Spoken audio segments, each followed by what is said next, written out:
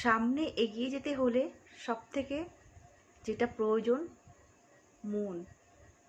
আর এই মনটাকে তোমাকে শক্ত করে গড়ে তুলতে হবে। নিজের মনের ভেতরের ভিতটাকে শক্ত করতে হবে, যাতে কোনো কিছুতেই তোমাকে ভাঙতে না পারে। অনেক মানুষ অনেক রকম কথা বলবে, নিন্দা করবে তোমাকে, যাতে তুমি সঠিক জায়গায় পৌঁছতে না পারো, তুমি তোমার লক্ষ্যে পৌঁছতে না পারো, তুমি তোমার সফলতা পথে না হাঁটতে পারো। সেই জন্য তোমাকে কোনো কিছু কান দিলে হবে না। সামনে এগোতে হলে তোমাকে সব কিছু পিছনে ফেলে দিতে হবে আর সামনের পথ ধরতে হবে।